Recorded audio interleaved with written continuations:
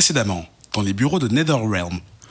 Bon les gars, on sort Injustice 2 en France, sur le marché français. J'ai absolument besoin que vous me donniez des idées de personnages qu'on pourrait mettre dans un DLC. Un personnage qui caractériserait l'injustice. Ah, Je sais pas, un personnage français. Parce que les Français ils aiment bien se plaindre, donc... DSK. Ah, Ah, c'est pas mal. J'aime bien. Mais encore plus injuste, tu vois. Plus injuste, je sais pas, Benoît Hamon. Ah ouais, c'est pas mal ça. Mais lui, il a que 6% de personnes qui pourraient télécharger le jeu, donc c'est pas terrible. Et il faudrait pas éviter les clivages gauche-droite. Si, t'as raison, C'est plutôt. un truc un peu plus, tu vois, consensuel. Genre au centre, au milieu. Ouais, le milieu. Oh, le milieu. Ah, bah, Bayrou. Ah voilà, parfait. Bonne idée, Ouais, c'est ça. vrai que lui, c'est pas mal injustice. Après, pour avoir la licence Bayrou, ça va être chaud, quoi. Faudra avoir, tu sais, un personnage fictif qui lui ressemble, un truc éculé. Un libre de droit. Ouais, voilà, ouais. Un personnage un peu sympathique, C'est ça, mais qui se plaint tout le temps. exactement. T'as une idée? Ah, je sais pas. Ah si, putain, Calimero.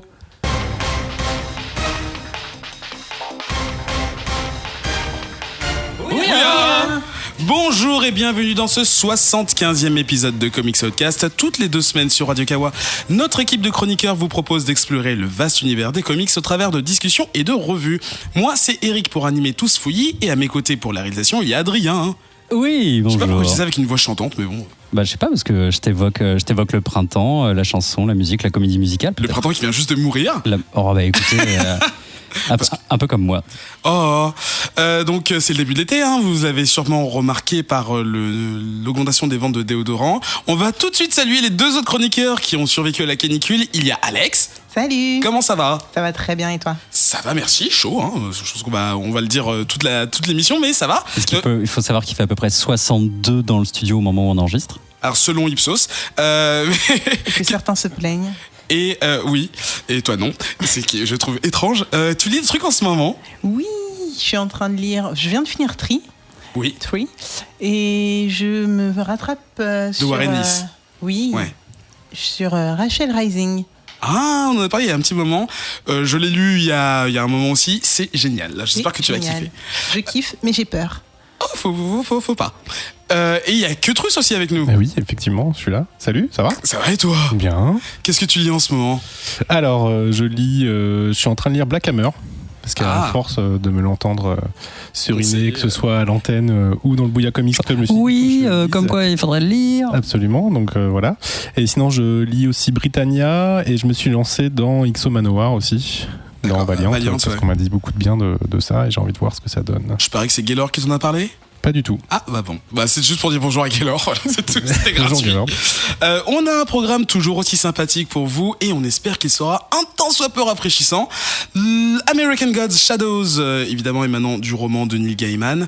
Moonshine et Lazarus seront les 3 comics que nous allons passer en revue aujourd'hui. Nous reviendrons sur l'auteur Neil Gaiman, mais dans la même revue, excusez-moi, je me suis un peu gouré. Et en fin d'émission, nous parlerons du jeu Injustice 2, sorti en mai sur console et mobile. Pour participer à la conversation, vous pouvez nous envoyer de gentils messages sur Twitter @comicsoutcast, nous laisser des étoiles sur iTunes ou nous regarder faire les malins sur Instagram, ou encore, dernière solution, rejoindre le Bouya Comics Club. On parle de nos dernières lectures, de ce qui nous a plu, moins plu, et c'est plutôt sympa. Donc rendez-vous sur Facebook, vous allez sur la page de l'émission sur le site de Radio Kawa et vous serez dirigé de façon naturelle vers ce groupe. T'es bien accueilli Voilà. par notre équipe d'hôtes et d'hôtesses. Voilà, qui sont tous et toutes très souriants. J'en profite pour vous proposer, mais c'est dans un petit moment, en septembre, de boire une petite mousse avec nous. Oh Hein, oui. Allez. Oui. Histoire qu'on se rencontre et qu'on discute de vive voix, de cap, de latex, de spandex, de machin. Pour Faisons qui un latex. Batman versus Superman. Voilà, on se fout et- sur la gueule, gentiment. tu Voilà, vois. ou alors d'expliquer de façon civile pourquoi vous avez préféré et d'enrichir nos connaissances chacun. J'ai envie peut d'appeler ça un bouillapéro. Ah, Bouillapéro, je trouve Bouillapéro. que ce coinage est assez sympa. Voilà, hashtag Bouillapéro. Voilà, il faudra que tu le mettes maintenant. C'est ça. Donc on va déterminer la date. Ça sera un moment de septembre, potentiellement à partir de mi-septembre. Et puis on va chercher un petit bar parisien où on peut se poser entre nous, quoi. Voilà. Ouais, on va essayer de les prévenir avant parce qu'on sait pas combien il y aura de monde. Oui, Et on donc, essaiera de les prévenir. si ça vous dit, voilà, on organise ça dans le coin et on vous dit ça très rapidement. Dernière chose avant de commencer l'émission, aujourd'hui, il y a 2 exemplaires du jeu Injustice 2 Injustice 2, dont on a parlé dans notre petite blague d'intro, ce sont des versions Xbox One qui seront à gagner. Pour les récupérer, il faudra répondre à une question qui aura pour réponse quelque chose qu'on aura dit à propos du jeu ici. On ne sait pas encore trop, mais écoutez la fin. À la fin. Jusqu'à la fin. Toute l'émission. Voilà, tout. Écoutez tout. Tout le monde est prêt ? Oh oui. Comics Podcast numéro 75, Paris représente. C'est parti.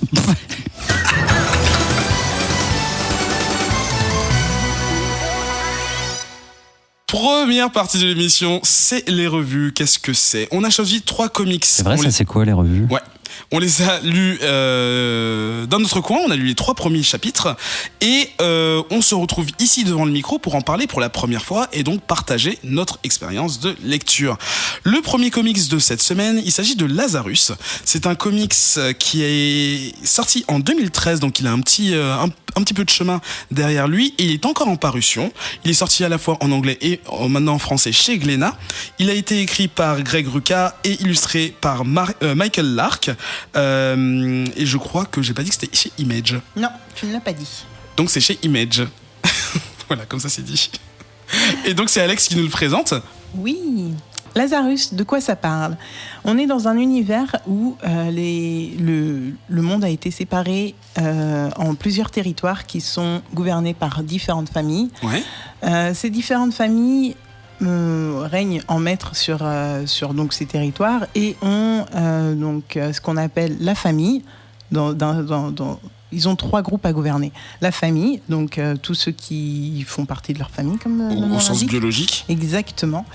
Après, il y a les serfs, donc ceux qui peuvent fournir des choses pour la famille, donc qui peuvent les aider dans la vie de tous les jours ou à progresser ou à prospérer.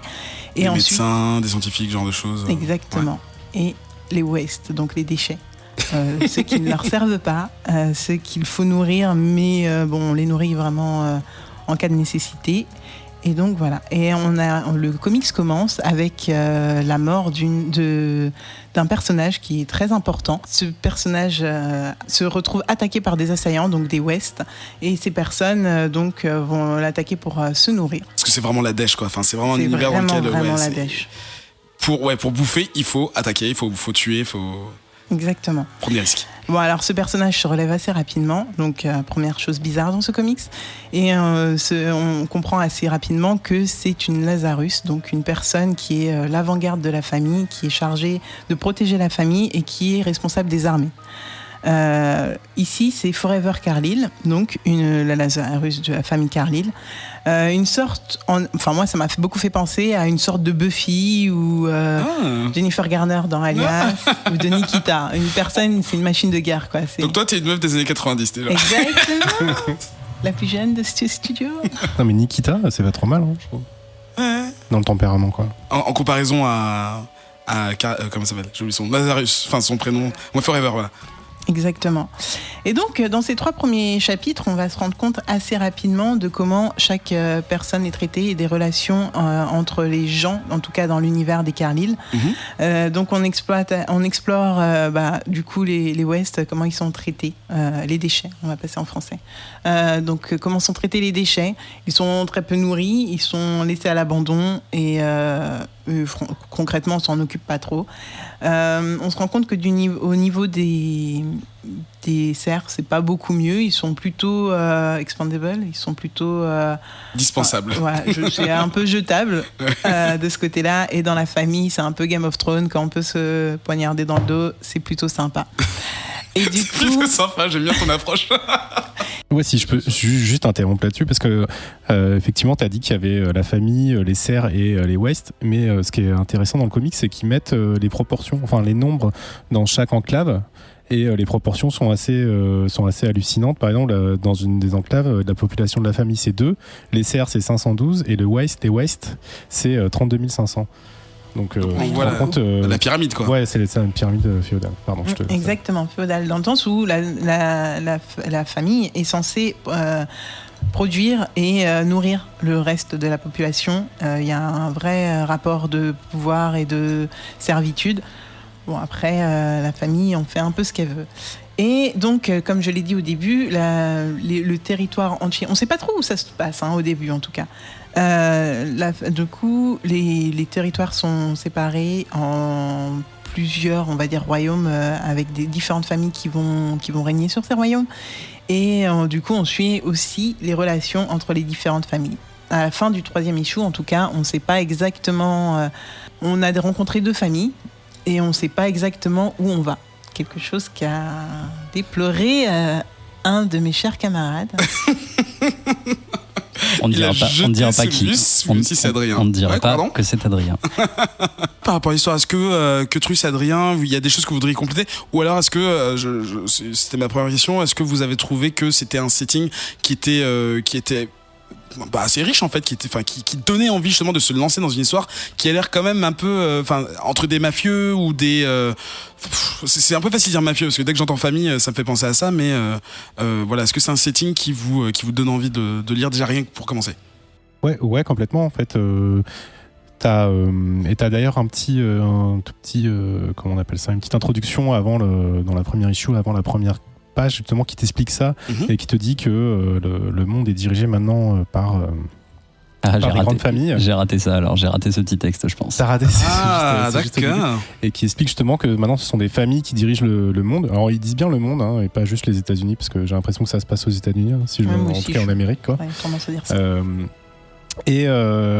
Alors je vais pas dire que c'est quelque chose d'assez classique dans la science-fiction, parce qu'on a pu déjà le voir, ça peut être avec les corporations, on a déjà vu ça, je sais plus dans quel film d'ailleurs, enfin dans plein de films d'anticipation de science-fiction, t'as ça, c'est que le pouvoir n'est plus aux politiques, n'est plus au peuple, mais est aux grandes entreprises. Et là, il transpose dans des espèces de familles riches à la Carlyle, où ça pourrait être les Windsor, ça pourrait être les Trump, ça pourrait être ce genre de choses.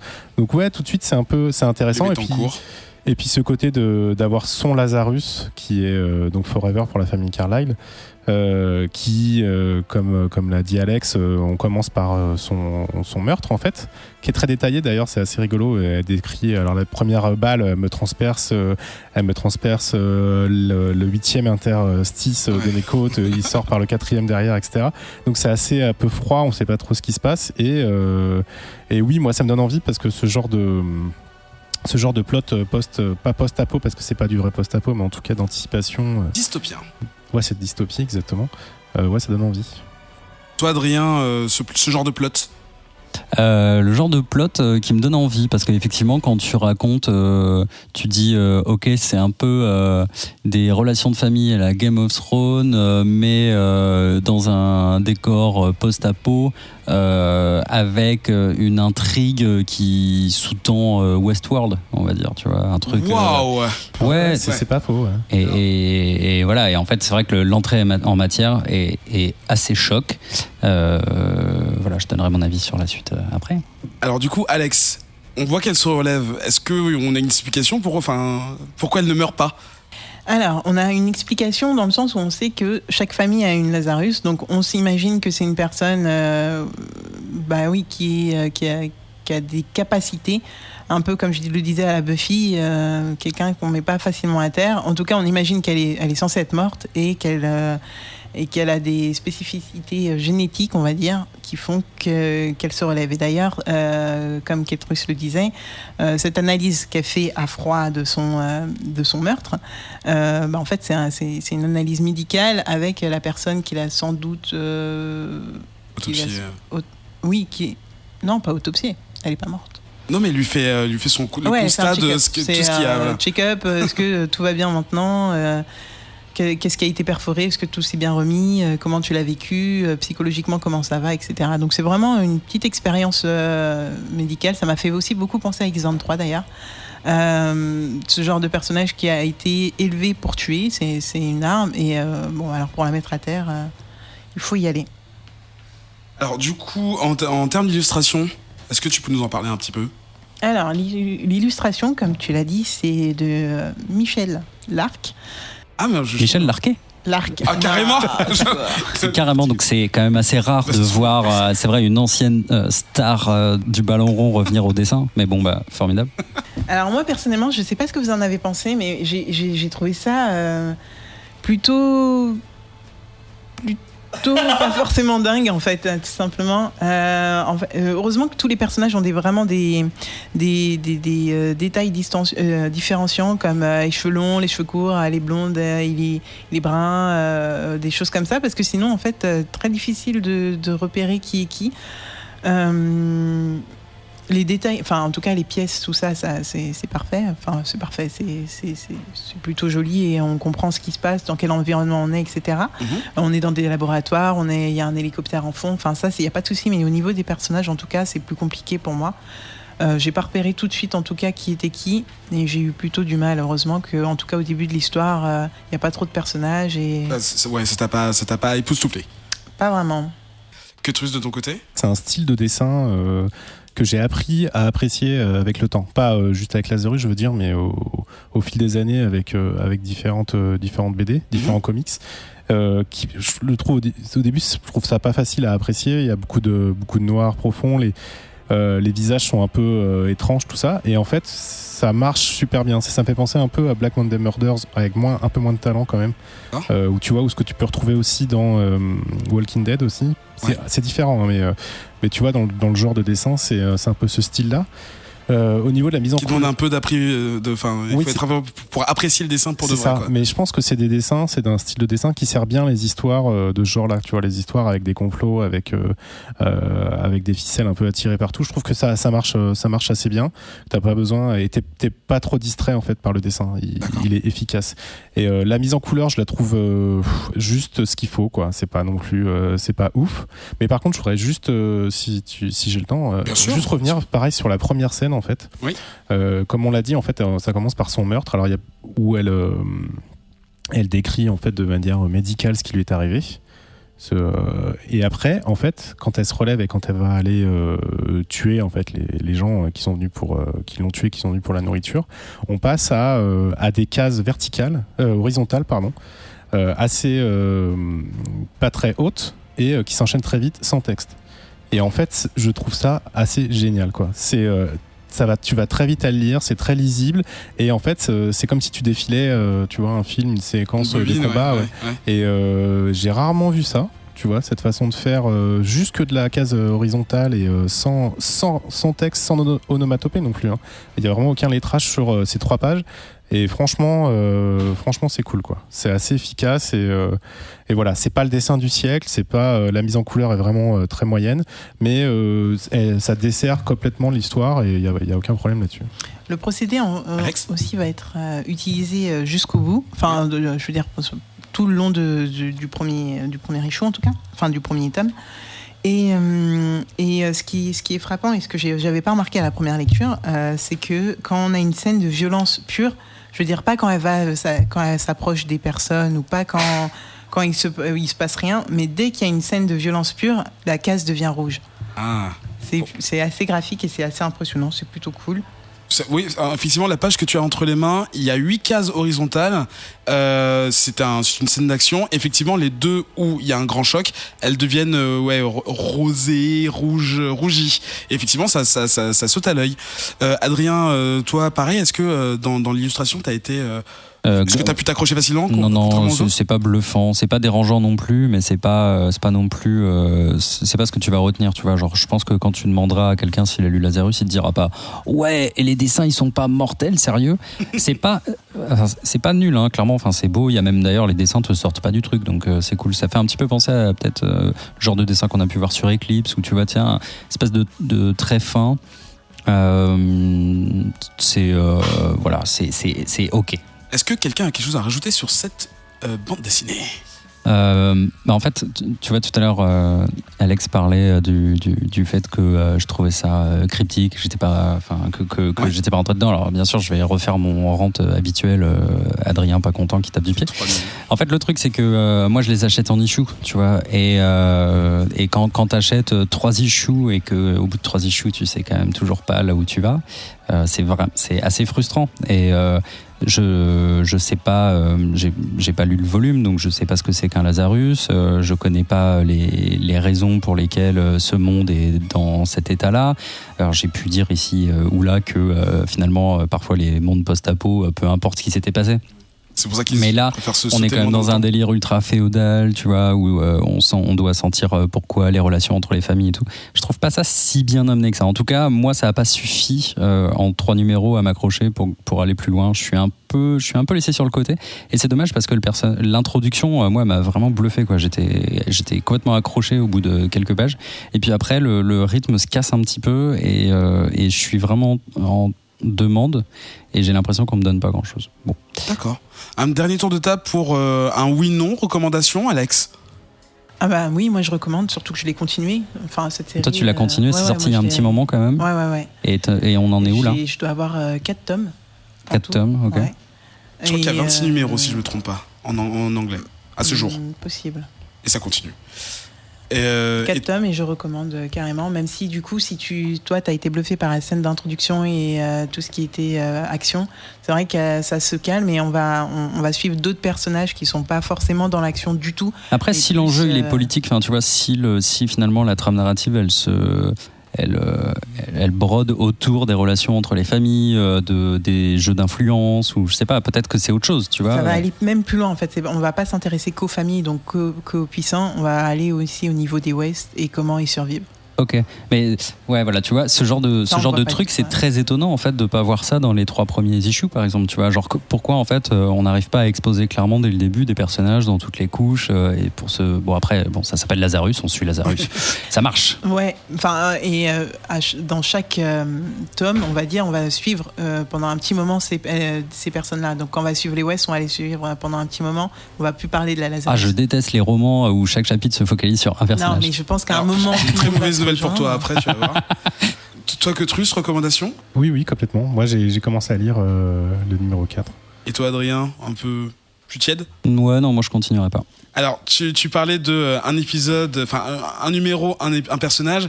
Eh bien, sache que depuis le mois de juin, Image Comics, en accord avec Greg Rucka, l'auteur, va sortir des épisodes, une mini-série en 6 volumes. Je le vois fait exprès. De maintenant jusqu'à décembre, qui se focaliseront sur un personnage, donc j'imagine de plusieurs castes à chaque fois. En fait, ils ont été Mais c'est nommés, cool, mais ça veut comme dire j'en suis pas là- ça veut dire qu'ils ont tissé une mythologie que j'ai pas oui, aperçue. ça, ouais. Mais bon, ok. Et du coup, c'est aussi pour permettre à Michel, pas Larocque, mais Michel Lark, pas très loin. Michael d'ailleurs, il s'appelle.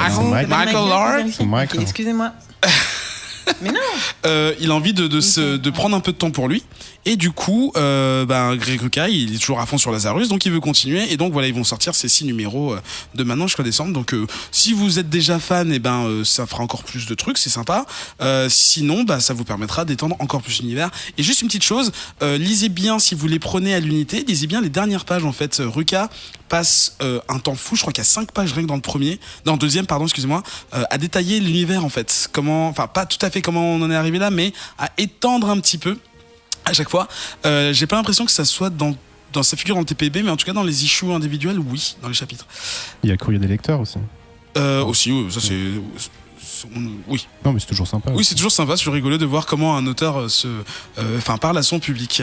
Non, et puis juste pour Pardon finir, c'est Ouais, quand, vas-y. quand même un comic de très bonne facture. Je veux dire, Ah oui. même si on aime ou on n'aime pas, c'est hyper bien fait. Les dessins t'accrochent ou t'accrochent pas, mais la mise en case, elle est parfaite. C'est très bien écrit, le lettrage est bon. Enfin, go quoi. Donc c'est disponible en anglais et en français. En anglais, vous l'avez soit en TPB souple, soit ils ont sorti les de Noël dernier des versions hardcover, donc en cartonné, qui sont assez jolies. Donc et donc en français aussi chez Glénat BD. Donc voilà, faites-vous plaisir dans la langue qui vous plaît. Deuxième comics de cette émission, il s'agit de Moonshine, un comics de Brian Azzarello en duo avec Eduardo Risso, qu'on retrouve depuis l'écriture de 100 Bullets. Nique à moi ma chronique. Désolé, c'est ton début, c'est bon, tu peux sauter la ligne. C'est sorti chez Image Comics, t'allais le dire ça ? Bien sûr. En octobre 2016, spoil, Voilà, j'allais le dire aussi. et c'est Adrien qui le présente, mais ça tu le savais. Ouais. Alors donc Moonshine, un comics Image Comics qui est sorti en non mais genre donc Brian Azzarello qu'on connaît donc par exemple pour tout un tas de Batman ou encore le fameux roman graphique Joker ou encore du Wonder Woman, du Before Watchmen ou au scénario également de Dark Knight 3 avec avec notre ami Miller. Oui. Donc venez parler avec nous du dessin de Miller sur le Booyah Comic Club. Et puis il était aussi au scénario du dessin animé Killing Joke qu'on a chroniqué il y a pas très longtemps. Il était avec Eduardo Risso sur 100 Bullets, et là donc il revient, ce duo revient. Et pour le coup, c'est un comics que je vais résumer comme Gangster, Pecno et Loup-garou. Ça se déroule en 1929, si je ne me trompe pas. Ça. En pleine prohibition aux États-Unis, dans l'ambiance Cradock des sous-bois de West Virginia. Et quand on commence à lire, on est tout de suite saisi par une scène d'action. On est dans une perquisition / arrestation d'une petite distillerie clandestine dans des bois. Oui.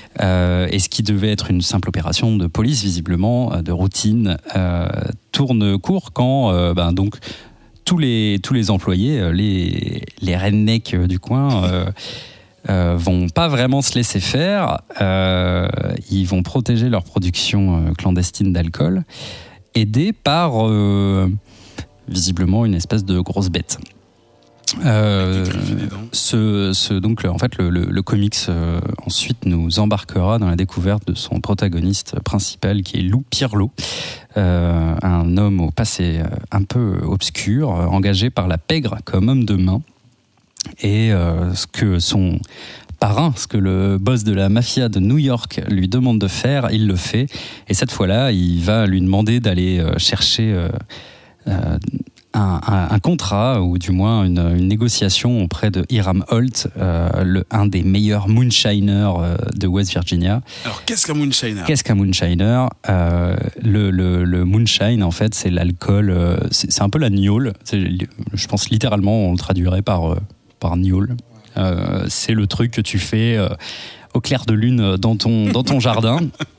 C'est l'alcool que tu fais en contrebande, quoi, de façon illégale. Et donc, c'était bien sûr le nerf de la guerre pendant la Prohibition, puisque un parrain qui arriverait à faire importer une bonne gnôle à New York dans des speakeasy, à l'abri des regards, et qui arriverait à refourguer cet alcool-là, se retrouve être un petit peu le roi de New York. Le boss, ouais, okay.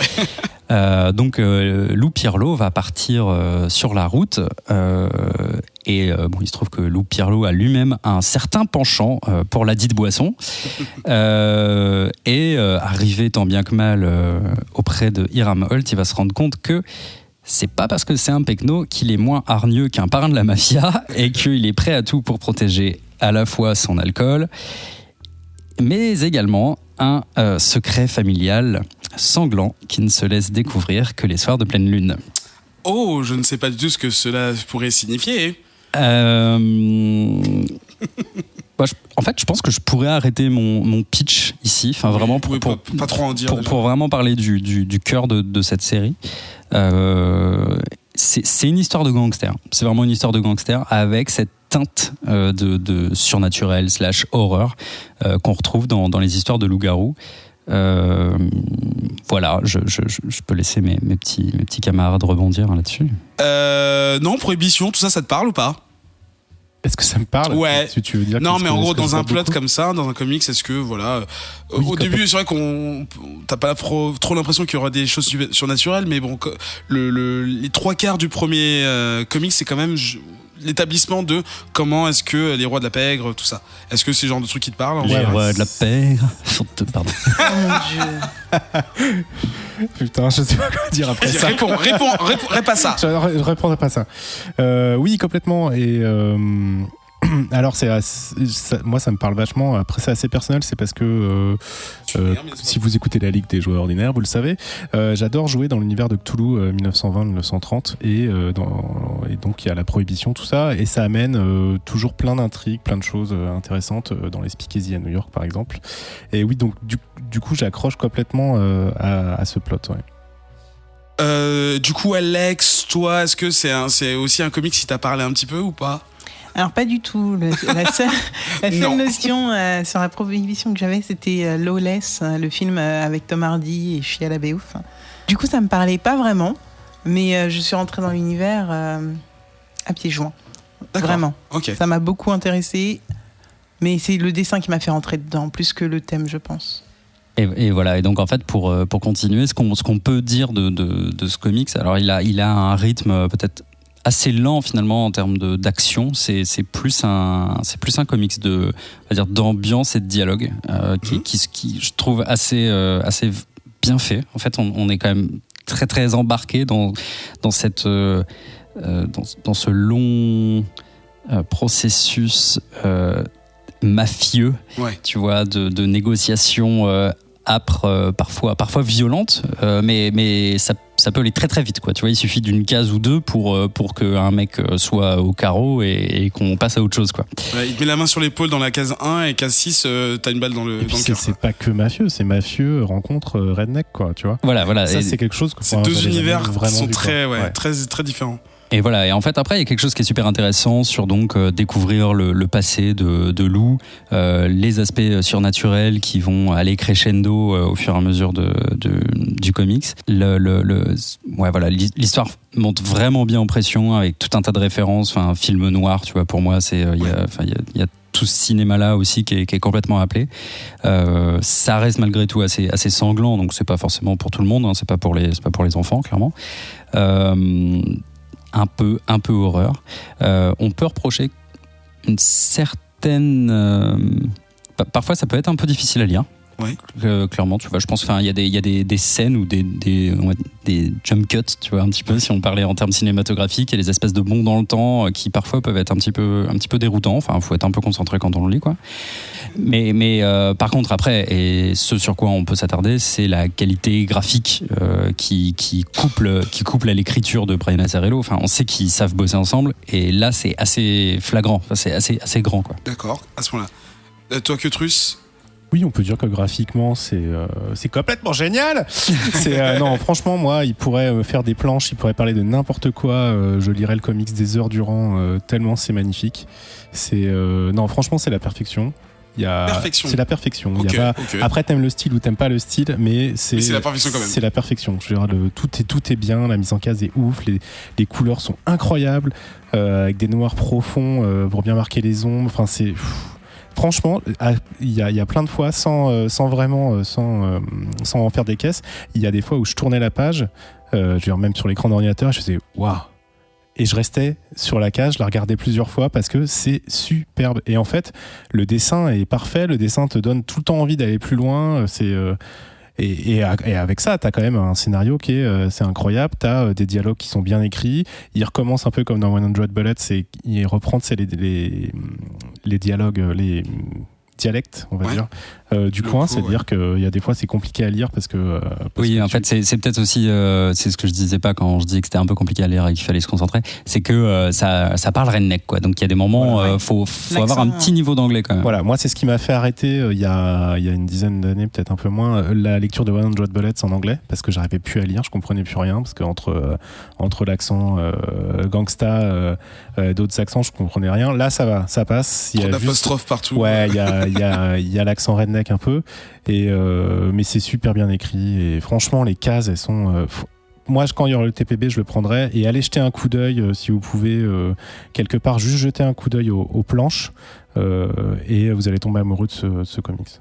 Toi, Alex, en termes d'illustration, alors, t'as pu être séduite aussi ou pas? Carrément. En fait, quand Adrien nous en a parlé, je suis allée googler pour voir un petit peu de quoi ça parlait. Je suis tombée sur les couves et c'était assez impressionnant. Ouais, j'étais contente de lire ce titre, et en tournant les premières pages, j'ai su que ça allait le faire tout de suite. Et comme Kutrus le dit, c'est sûr, quand c'était dur de s'arrêter, quoi. Moi, j'étais très en retard pour cette émission sur mes lectures, donc j'ai dû m'arrêter, mais j'aurais bien continué. Et là, Kutrus vient de passer sur une couve, mais qui est juste magnifique.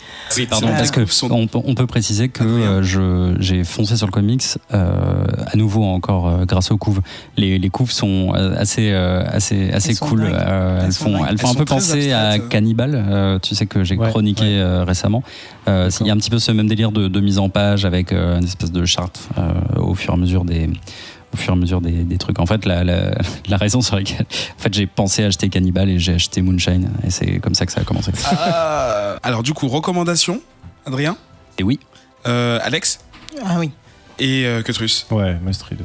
Eh bien, c'est dispo pour le moment uniquement en anglais. Nous sommes 6 mois après la sortie, donc j'ai pas vu le catalogue, mais j'imagine que très prochainement on va nous annoncer un TPB parce que c'est comme ça que ça marche. Oui. Et vous aurez l'occasion de le récupérer donc en version. Enfin, vous avez déjà l'occasion de le récupérer en version numérique sur les sites qui participent à ce genre d'opération de la diffusion de la culture. Troisième. Dans notre beau pays qui est la France. La France. ce beau Merci pays. Jack Lang, si tu nous écoutes. J'espère que. Troisième comics de cette 75e émission, il s'agit de American Gods Shadows. C'est bien de préciser que c'est Shadows parce que American Gods, sans rentrer dans le détail parce que c'est toi Cutrus qui va le faire parce que je n'ai pas que ça à faire, c'est pour le coup là un comics coécrit par Neil Gaiman et Peter Craig Pas que ça à Russell. faire, mais tu le fais quand même, quoi. Oui, mais c'est un peu mon rôle, c'est pour ça qu'on me paye.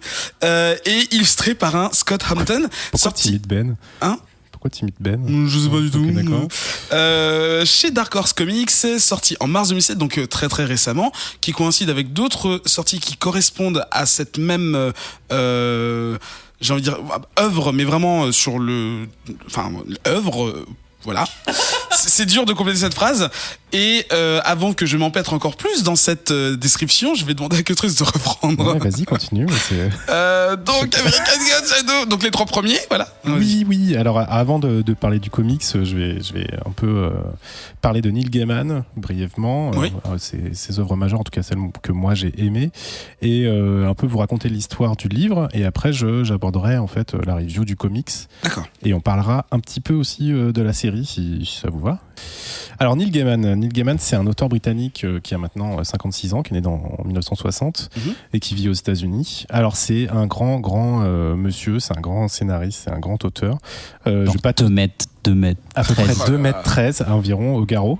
Sans tous les citer, il a quand même eu plus de 70 récompenses pour l'ensemble de son œuvre, que ce soit pour les comics, ses adaptations ciné, son travail au cinéma ou juste pour ses bouquins. Donc c'est quand même c'est pas rigolo. Et en plus il arrête pas, donc on va encore en voir beaucoup de Neil Gaiman.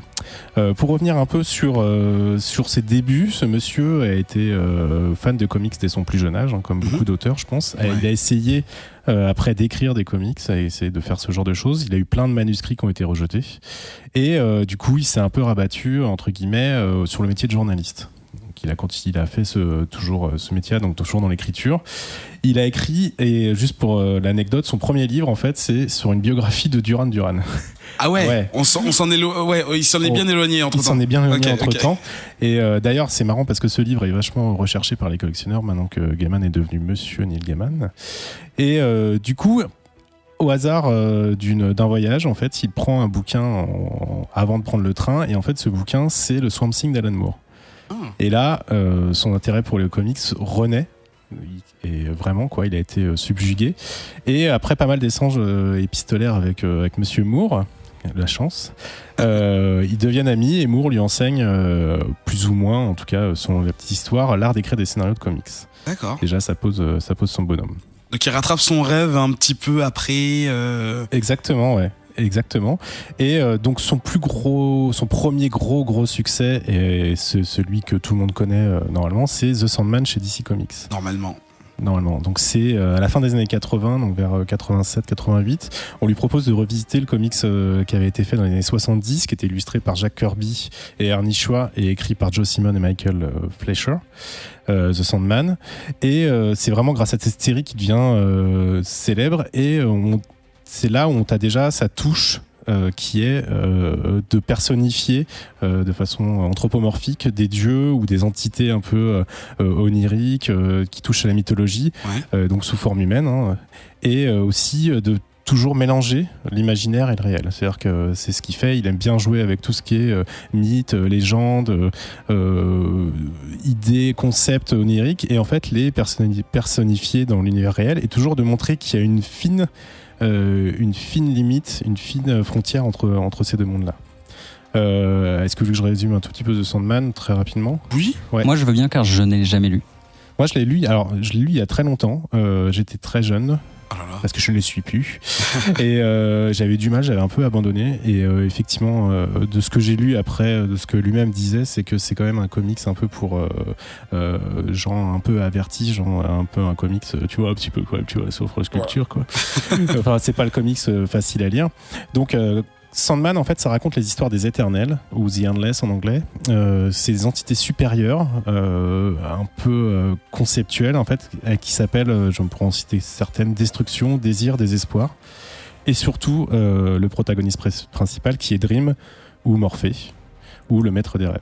D'accord. Et en fait, voilà, ils sont sous forme humaine, et en fait, il leur arrive des histoires, etc., sans rentrer dans les détails. Gaiman, lui, pour résumer un peu The Sandman, en quelques mots, il dit « Le Seigneur des Rêves apprend qu'il faut soit changer, soit mourir, et il prend sa décision. » D'accord. Ça commence bien. J'aime bien, c'est pas mal, c'est du pas mal pur- pitché. C'est du pur Gaiman, quoi. Après aussi, donc, il a fait d'autres comics. Pour en citer quelques-uns, chez DC, il a écrit Black Orchid, donc l'orchidée noire. C'est l'histoire d'une femme assassinée qui renaît en créature hybride mi-humaine. Et non pas noir ou enfant. Black Orchid. Ah oui, Noir pas mal. ou enfant. Noir Fais ton ou choix. enfant, fais ton choix. Et il prend sa décision. Donc en créature mi-humaine, mi-végétale qui recherche en fait son assassin, et c'est une histoire qui se met dans les... et elle va rencontrer Batman et Poison Ivy là-dedans.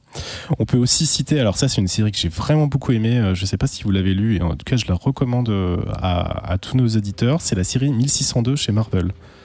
En fait, c'est avec Andy Kubert au dessin en plus, donc monsieur quoi. Faut que j'ai lu celui-là. Et ça transpose les super-héros Marvel dans l'Europe du XVIIe siècle, pourchassés par l'Inquisition, parce qu'il est considéré comme l'œuvre de Satan.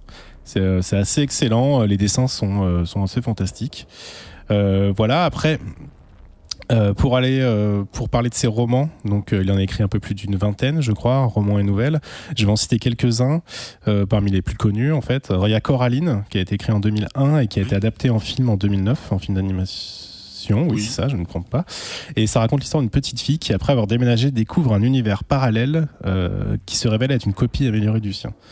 Donc en fait c'est sa mère est plus gentille, elle s'occupe de lui, etc.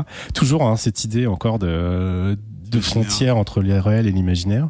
Il y a Neverwhere qui était adapté d'abord d'une série télévisée qu'il avait écrite aussi, et après il l'a fait en roman, donc en 96. Et c'est pareil, encore cette frontière entre le réel et l'imaginaire. On se retrouve plongé dans un Londres. Continue. Dans un Londres où il existe un univers encore parallèle au sien, une espèce d'image négative, pas négative dans le sens négatif, positif, mais comme en photo, Opposé, en fait. Ouais, opposé. Voilà, où règnent des créatures fantastiques. Est-ce qu'il y a des gens ici, donc vous deux, qui vous avez déjà vu quelque chose adapté par Gaiman? Oui, tout à fait. Ne serait-ce que pour rebondir sur Coraline, qui est quand même un film qui est passé un peu inaperçu, alors que c'était, à mon sens, genre le plus grand des Burton sans Burton, quoi. Tu vois, genre c'est un film d'animation stop motion qui est des espèces d'onirisme un peu noir. Enfin, c'est vraiment très très beau. Coraline, c'est foncé. Et toi, Alex, est-ce que tu as eu l'occasion de lire ou regarder quelque chose qui a été initié par Neil Gaiman? Alors c'est marrant parce que quand je suis avec vous, j'ai l'impression que je dois refaire complètement ma culture. Donc voilà. Mais Gaiman, je l'ai toujours vu de très loin avec Sandman et je me disais, bon alors là, ça va être complètement galère.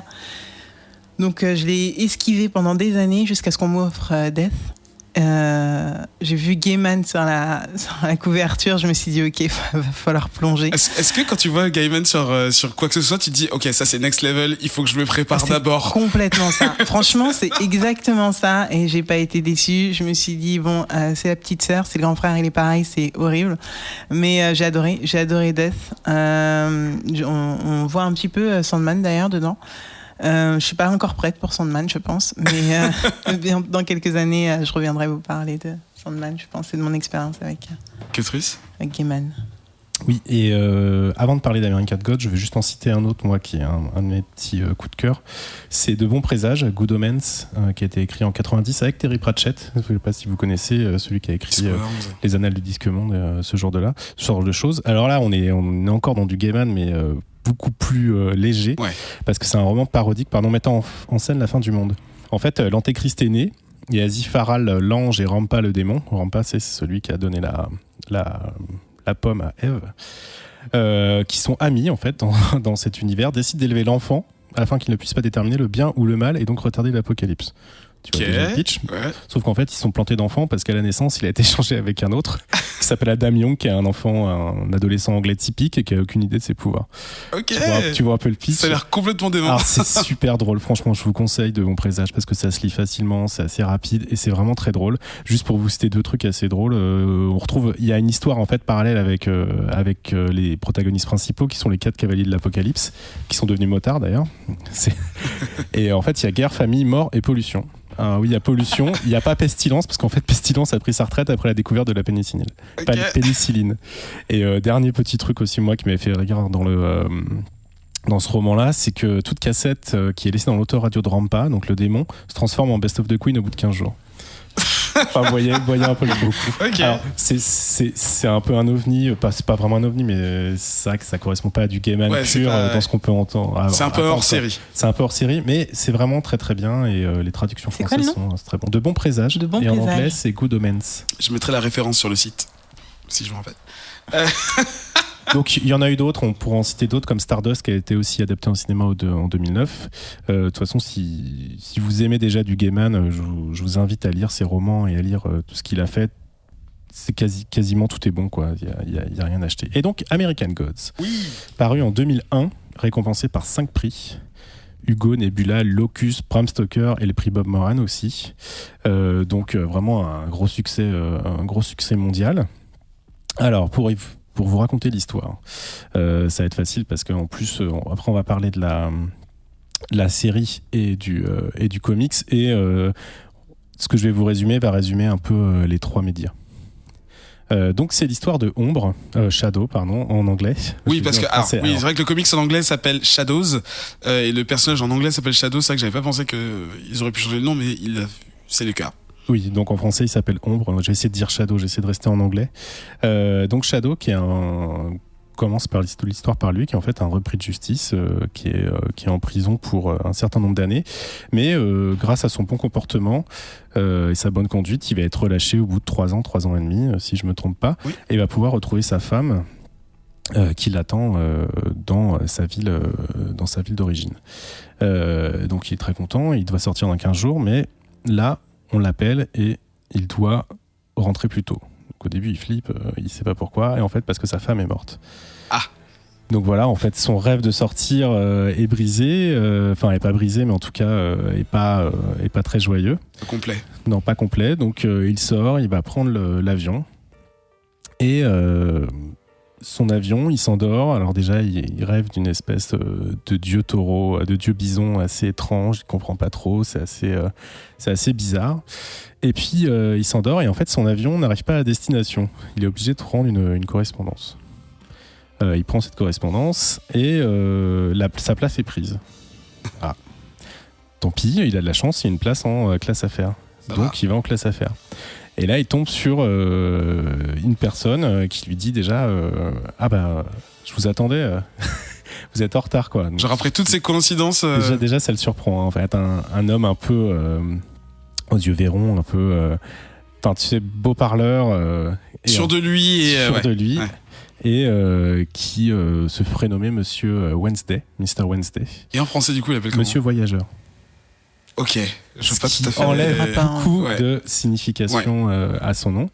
Et ce monsieur voyageur, ce monsieur Wednesday, semble en connaître beaucoup sur Ombre, sur Shadow. Je peux pas y arriver. C'est pas grave, dis ce que tu. De toute façon, c'est écrit déjà. Donc. Et il lui propose un boulot.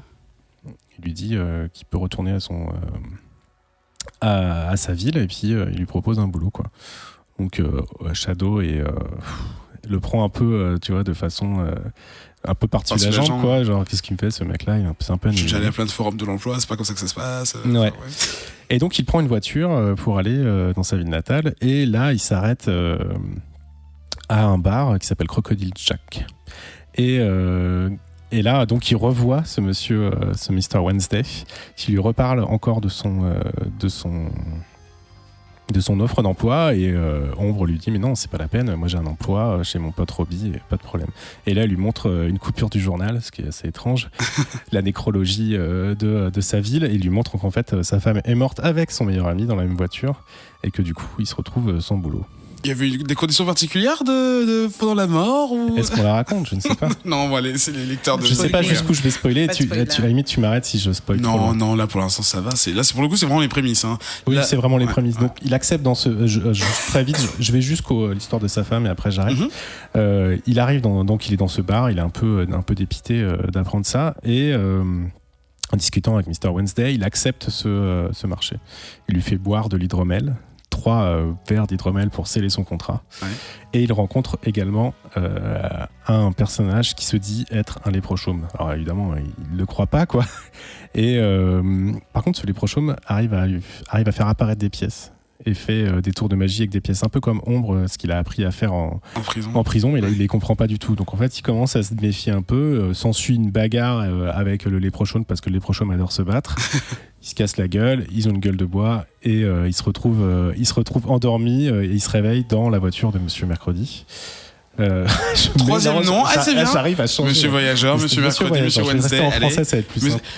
Ser Miércoles aussi, on peut voilà. Et il arrive dans la ville de sa femme pour assister à son enterrement. Et il rencontre et à l'enterrement, il voit donc la femme de son ami Robbie cracher sur la tombe de sa femme, en tout cas sur sa femme. Et il se demande pourquoi. Et en fait, c'est parce que attention les enfants, bouchez-vous les oreilles. Sa femme est morte dans la voiture en taillant une pipe à son meilleur ami Robbie. Oh là là. S'ensuit une tristesse infime de... Adrien va essayer de censurer tout ce qui va être facile à Paris. Ah voilà. Une tristesse infime de Ombre. Et donc il n'a plus aucune raison de rester dans cette ville et s'en va avec Monsieur Wednesday qui va commencer à lui proposer une aventure dont je ne parlerai pas. Mais ce qu'il faut savoir, c'est que ce livre, en fait, met en scène les anciens dieux, American Gods, les anciens dieux... des États-Unis et en fait de tous les migrants qui sont arrivés aux États-Unis, c'est-à-dire que les Irlandais sont venus avec leurs coutumes, le léprochaume, les Slaves sont venus avec Tchénoborg et les sœurs Zoria que vous retrouverez aussi dans le bouquin, mais les Vikings sont arrivés avec leurs dieux nordiques, etc., etc. Et en fait, on va se rendre compte très vite que ce Monsieur Wednesday embarque Ombre dans une guerre entre les anciens dieux et les nouveaux dieux. Et donc tout ce qui est nouveau dieu, c'est la technologie, l'information, les autoroutes, Internet. Il y a un dieu des autoroutes. Ouais, plus ou moins, c'est évoqué, mais oui, ce qu'on peut comprendre, c'est ça. C'est pour ça aussi que parfois Monsieur Wednesday refuse de prendre l'autoroute, ce genre de choses. Et la télévision, etc. Et en fait, tout le bouquin, sans donner trop de détails, en fait, est basé là-dessus. En fait, est basé sur les anciens dieux qui décrépissant. Et ce nouveau paradigme américain qui est la communication, l'ère de l'information, l'ère de la communication. Donc ouais, tout est basé en fait là-dessus. Tu suis Ombre et Monsieur Voyageur un peu à travers tous les États-Unis. Tu suis de road trip. Espèce de road trip, donc en fait à travers certaines cultures, certains mythes, qui va donc de ce que je disais des dieux nordiques, des dieux slaves, des dieux aussi indiens, donc indiens d'Amérique, mais aussi et Afrique du Nord aussi. Afrique du Nord aussi, parce que aussi les dieux ramenés par les esclaves, et aussi quelque chose que je voudrais dire à ce niveau-là, c'est que Gaiman veut aussi raconter l'histoire des États-Unis à travers des mini-scénettes que dans le comics on retrouvera et qui s'appelle Coming to America. Oui, c'est ça. C'est ça. Et en fait, il va raconter à partir de petites scénettes, et toutes les scénettes dans le bouquin sont complètement ouf. Juste pour vous en citer quelques-unes, va y avoir 14 000 ans avant Jésus-Christ, une tribu primitive qui migre du continent américain vers le continent américain du Grand Nord, en fait, grâce à la glaciation. Et tu peux aussi avoir l'arrivée d'une jeune africaine vendue par son oncle à des négriers, ce genre de choses. En fait, il retrace un peu les origines des États-Unis, donc comme on peut les connaître, mais qu'à travers des événements un peu négatif. Et ça, c'est important parce que son bouquin est quand même assez violent, mais malgré qu'il soit drôle et qu'il raconte une histoire, c'est quand même une histoire de l'Amérique violente, et que l'Amérique s'est fait un peu dans la violence et pas que dans ce qu'on aimerait nous raconter, cette nouvelle terre multiculturelle, etc. D'accord. De quoi il parle aussi dans ce bouquin? Il parle aussi donc de la perte des croyances, donc qui est représentée par des vieux dieux. Tous les vieux dieux encore, pareil, sont personnifiés sous forme humaine, et ils sont tous vieux. Ils commencent à perdre leur pouvoir. Plus personne ne croit en eux. Plus personne ne fait de sacrifice pour eux. Et tout le monde plutôt préfère se concentrer sur la nouvelle ère technologique et sur les choses un peu plus simples. Ce qui est pas forcément en fait une vision pessimiste non plus, quoi. C'est pas une critique, c'est pas non plus qu'une critique de la société non, de consommation. C'est pas une critique de la société, mais c'est plus une critique. Pas une critique, mais une réflexion en fait sur la mutation de ce pays qui n'a pas vraiment d'histoire, qui n'a pas vraiment de Dieu, tu vois. Et ça, c'est quelque chose qu'on peut retrouver dans plein d'œuvres américaines, c'est-à-dire que c'est toujours cette recherche de quelle est l'histoire des États-Unis et quels sont nos dieux, parce que ça a été quand même quelque chose. Et ça, tu le retrouves dans le bouquin, qui a été créé à partir de plein de cultures différentes, en fait. Même, je veux dire, sans forcément remonter aux Vikings, tu vois. Mais juste sur la interactions de plein de, tu vois, c'est quand même des peuples assez différents qui sont venus. Ça parle de ça parle aussi de cette identité américaine par rapport à ses racines et vers où elle va en fait. De l'autre côté de la table, est-ce que des personnes ont également, enfin, vous, c'est ce que vous avez déjà lu le roman American Gods? Alors non, je n'ai pas lu le roman. Par contre, donc j'en ai vu 2 adaptations, la version comics et la version série télé. D'accord. Tu comptes en parler, Ketrus? Ouais, je vais en parler, ouais. Bah, j'y vais. Oui, si tu veux, je vais en parler. Alors j'y vais. Alors je vais commencer par la review du comics. Donc je vous refais pas le résumé des 3 issues parce qu'en fait je vous ai raconté c'est déjà fait, ce que j'ai raconté. Donc je vais juste vous dire. Donc t'as déjà parlé des auteurs en fait. Donc t'as parlé de Scott Hampton en fait, qui est au dessin et couleur. Lui, il a travaillé sur Batman Night Cries et j'ai regardé ce qu'il a fait, le boulot sur Batman Night Cries, c'est absolument magnifique. Ça me fait penser un peu à Arkham Asylum en moins fouillis. Et au lettrage, il y a Rick Parker. Et par contre, il y a des covers qui sont magnifiques, qui ont été faites par Glenn Fabry et Adam Brown. Et maintenant, j'arrête de dire du bien de ce comics. Non, parce que alors, ce que je peux dire, c'est que le comics est très fidèle au roman. C'est-à-dire que tu retrouves bien la même trame, tu retrouves quasiment les mêmes dialogues que dans le roman, en tout cas de ce que j'ai pu relever. Par contre, c'est vraiment, vraiment, vraiment mal illustré. C'est vraiment horrible. Enfin, moi, j'ai eu du mal à le lire alors que je suis fan de l'histoire. Je trouve que c'est très moche. Je ne comprends pas comment Scott Hampton a pu faire un comics aussi mal dessiné et avec des couleurs aussi bâclées. Enfin, je ne comprends pas, quoi. T'as des pages, t'as l'impression que je sais pas, il a fait ça un week-end à l'arrache, tu vois. Enfin, je sais pas, qu'est-ce que vous en pensez, vous Ouais, effectivement. Alors bon, on aurait pu en parler dans l'autre sens. Ce qui s'est passé pour moi, c'est que je n'ai pas lu le bouquin, j'ai vu le début de la série, et ensuite j'ai commencé le comics. D'accord. Et c'est assez fatal en fait, parce que c'est, je pense, le pire hybride. Le comics là se retrouve vraiment le cul entre 2 chaises, entre la tentation d'une adaptation du roman en étant le plus fidèle possible sur le rôle de la narration, tu vois, en foutant une sorte de voix off qui pourrait être presque Neil Gaiman qui raconte American Gods. En fait, il y a énormément de, comment on appelle ça, des déclaratifs, enfin, tu sais, des textes, des bulles de voix off, quoi. Ouais. Je me suis fait la même remarque aussi. En fait, t'as l'impression que c'est presque le livre avec des cases. Avec des dessins. Enfin, et en fait, c'est du coup ça fait un truc qui est ultra statique. Et quand toi tu as vu la série, tu t'arrives à la fin du premier issue et tu fais ah ok, ça c'est ce qui en fait avait été élucidé en une scène brillamment réalisée.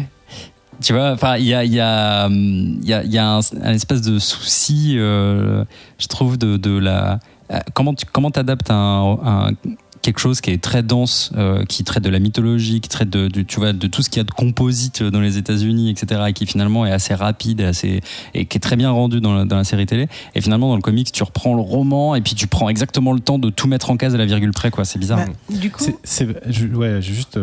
Ketrus d'abord et Alexis. C'est vrai que j'ai été directement sur les dessins parce que j'étais un peu dur, parce que moi je connais déjà bien l'histoire et que j'ai lu le roman, mais c'est vrai que est-ce que toi, par exemple, Alex, t'avais vu la série ou t'avais lu le bouquin avant, et est-ce que t'as réussi à faire abstraction peut-être des dessins, et est-ce que l'histoire t'a plu, quoi? Bah alors c'est là que Adrien, on est plutôt complémentaires, parce que moi j'ai pas vu la série du tout, et par contre j'ai commencé le livre sur ton conseil, et j'avais commencé par le comics. Ce qui m'avait dérangé dans le comics, c'est le dessin, ça c'est sûr. L'histoire m'intéressait, mais alors vraiment rien que la tête du protagoniste, c'était pas possible. Quand on en a rajouté d'autres, c'était horrible. Et la page 18, on va dire, où on voit ce qui est en cover, c'est-à-dire un des dieux, En fait, si tu n'avais pas dit qu'à un moment on revoyait le dieu, bah, j'aurais pas compris que c'était le même personnage, tu vois. Ah oui, Donc, c'est vrai. C'est que t'as une cover qui est super belle, qui est super détaillée. elle est magnifique, la cover. Et tu vois le dieu dans le rêve de Ombre. Et tu comprends pas. Là, tu fais waouh. C'est son petit cousin mal fait. Voilà. Mal fait. Et ce qui est bien, du coup, c'est que j'ai... On dirait une simple vache, quoi. J'aurais juste une vache. Non, mais ça ressemble à rien, surtout cette image-là. Enfin, c'est pas très graphique, c'est pas très... On mettra le... Ouais, voilà.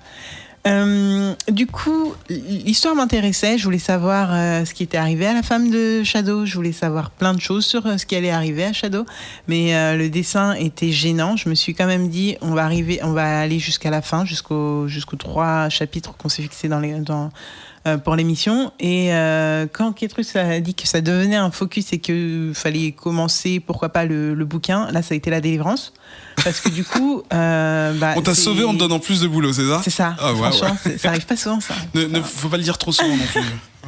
Non, mais j'ai adoré. Et en effet, du coup, ça prend tout son sens. Le bouquin, c'est vrai qu'au début, ça reprend exactement ce qu'il y a dans... Enfin, non, plutôt le comics reprend exactement ce qu'il y a dans le comics, et du coup je peux faire le parallèle avec Death, qui est que moi j'ai eu du mal avec Death parce qu'il y a beaucoup de textes par bulle, et enfin c'est pas ce que je recherche en tout cas quand je lis un comics ou une BD ou autre. C'est pas bien équilibré. Et non, moi je trouve qu'il y a beaucoup trop de textes par case, enfin par page, et ça alourdit le dessin, c'est pas du tout ce que je recherche. Et je me dis qu'en fait si je lisais Death en roman, ça passerait beaucoup mieux. Donc Gaiman, je pense que je vais m'en tenir au roman. Et pour en revenir à du coup American God, moi je vais continuer. Clairement, j'ai été un peu dépitée pour la petite anecdote. Je sortais de Dark Tower de King en VO. Ouais. Ça m'avait bien mis à terre, parce que la VO de Dark Tower est assez lourde. Et j'ai malheureusement pas trouvé la VF pour American God, donc je me suis dit mais comment je vais faire pour lire ça, et ça se lit super bien en VO, donc je vais continuer avec plaisir à lire American God en anglais. Parfait. Kétrus ? C'est parfait, en fait, c'est exactement ce que je voulais dire, pas forcément en conclusion, mais en gros c'est et après on reviendra avec Adrien sur qu'est-ce qu'une bonne adaptation et pourquoi la série est pas mal. Moi je dis, c'est rare qu'on fasse ça dans Comics Outcast. D'habitude, on présente des comics qu'on aime bien et ce genre de choses. Moi, j'avais proposé celui-là parce que j'adore American God. Alors toi, t'es pas souvent là quand il y a Grégo. Ah ouais, d'accord. Oui, c'est vrai que des fois, il propose des trucs un peu moins et je crois qu'il les aime bien. Mais là, franchement, je le recommande pas du tout. Je pense qu'il faut complètement passer à côté de ce comic. C'est triste, mais il n'y a aucun intérêt. Il n'apporte rien. Il n'apporte rien. Et non, mais c'est pire. Moi, je trouve qu'il dessert en fait le talent de Gaiman, quoi. Parce que même le lettrage, moi, m'a gêné. Le lettrage est assez horrible. Pour le coup, ça fait écrit la main, mais sans véritable. Déjà, ça n'apporte pas grand-chose. On a l'impression que c'est quelqu'un qui est en train d'écrire ça pendant qu'il est, je sais pas, qui après un AVC ou un truc comme ça. Ouais, ou constipé, tu sais, il a très envie d'aller Mais non, c'est très décevant, et voilà. Donc, si ce qu'on vous a raconté vous a donné envie de lire American Gods, allez-y, ou regardez aussi la série, pourquoi pas, mais passez à côté de ce comics là. Regardez juste les covers. Ouais, regardez juste les covers. Les covers, elles sont magnifiques, quoi. Et oui, donc ce que disait Adrien, c'était intéressant sur le fait qu'est-ce qu'une bonne adaptation d'un roman. Et là, on a les deux opposés, c'est-à-dire qu'on a un comics qui est vraiment pas bon et qui donne pas envie de continuer. Et par contre, la série, alors j'ai regardé que les 4 premiers épisodes, qui est pas complètement fidèle au roman, et c'est tant mieux parce qu'elle apporte en fait une autre vision d'American Gods, mais t'as l'impression que les gens qui ont fait cette série ont compris le bouquin. Ils ont compris l'onirisme de Gaiman, ils ont compris le thème, ils ont compris le propos de l'auteur par rapport à sa vision de l'Amérique et à cette guerre des anciens gods et à ce nouveau monde. Et franchement, moi je suis super fan de cette série parce qu'elle est très belle, elle a un vrai parti pris artistique, c'est-à-dire que des fois ça t'emmène à des endroits, tu t'attends pas du tout à des plans comme ça, et t'aimes ou t'aimes pas, et c'est tant mieux. Et pour moi c'est si vous n'avez pas envie de lire le bouquin, ou si voilà, parce que ça prend trop de temps, parce que c'est trop chiant de lire, parce que blabla, regardez la série et peut-être mettez-vous derrière le roman. Je sais pas ce que t'en penses, Adrien. Bah ouais, effectivement. En fait, ce qui est marrant, c'est que sur le Bouya Comic Club, on dirait que je fais énormément de pub pour ça, mais allez-y. En fait, on venait d'échanger assez longuement sur faut-il adapter ou non Watchmen en série télé, sachant qu'il a déjà été adapté en film, etc. Qu'est-ce qu'on apporte à quelque chose quand on fait une adaptation, et qu'est-ce qu'on peut lui enlever, ou qu'est-ce qu'on peut gagner ou perdre en tant que spectateur, quoi, en fait. Ouais. Et il y a toujours des questions intéressantes. Enfin, à chaque remake, à chaque fois qu'il y a un nouveau Spider-Man et tout, on se pose la question, est-ce qu'on en a besoin? Enfin, tu vois, est-ce que dans cette société, on peut se contenter de ce qui existe déjà, ou est-ce qu'on a vraiment besoin d'une nouvelle lecture? Et le passé nous a prouvé que très souvent, ça servait à rien, mais que parfois, il y avait une adaptation qui jetait un regard complètement neuf sur une œuvre, et qu'elle était intéressante à prendre pour des raisons de marché, bien entendu, mais aussi pour des raisons juste de vision ou de remise en contexte dans une époque, etc. Bref, American Gods arrive, le bouquin, je ne le connaissais absolument pas, et je lis et regarde coup sur coup, en fait, les adaptations comics et TV.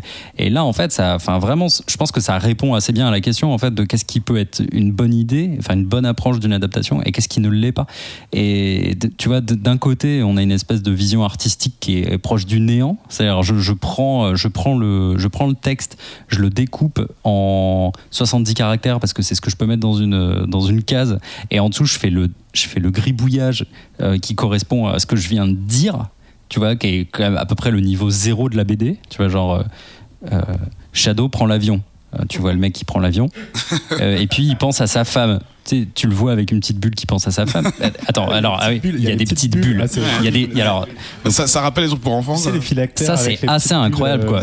C'est quand même l'aveu de faiblesse totale du gars. Tu sais, genre comment lui apporter les émotions. Alors, on va faire comme avec Milou. Et surtout, là, on est dans un comics dans lequel on a déjà extrêmement, enfin un nombre élevé de surnarration, plus les pensées intérieures de Shadow. Et là-dessus, on a ce qu'il pense pendant qu'il pense autre chose. C'est quand même lourd, c'est très lourd. Et à côté de ça, le pilote de la série, je pense qu'en à peu près 5 minutes, t'es au bout de tout ça, quoi, en fait. Il est rentré chez lui, sa femme est morte, il sait dans quelles circonstances il est mort, et il est prêt à prendre ce pacte avec non pas le diable, mais Wednesday. Et clairement, en fait, je sais pas, il y a une telle efficacité, et puis en plus une efficacité graphique, parce que du coup, j'ai pas lu le roman, donc je vais pas dire genre à quel point il projette bien ou pas les visions ou démons, etc. Mais en tout cas, il y a une vraie proposition d'auteur, je trouve, dans les effets spéciaux, dans toutes les séquences un peu VFX, quoi, tu vois. Et enfin voilà, du coup, moi là, je me pose pas trop la question. Je sais que je vais foncer sur la série. Que je vais suivre avec plus ou moins de plaisir. Peut-être qu'au final ça me plaira pas. Ce qui est marrant, c'est que là, écoutez la vision le résumé que fait Kétrus du roman, je l'avais pas imaginé exactement comme ça. Enfin, c'est à peu près ce que j'avais projeté en commençant à regarder la série. Mais c'est pas exactement comme ça que j'avais fait mon analyse de ce que c'était que les American Gods ou je sais pas quoi. J'avais pas vu le côté composite, en fait, genre les dieux apportés versus les nouveaux dieux, etc. Mais je voyais, j'avais fait un truc à peu près similaire. Mais voilà, enfin c'est super intéressant, et moi c'est un sujet qui me touche, donc c'est cool. Plus Oui.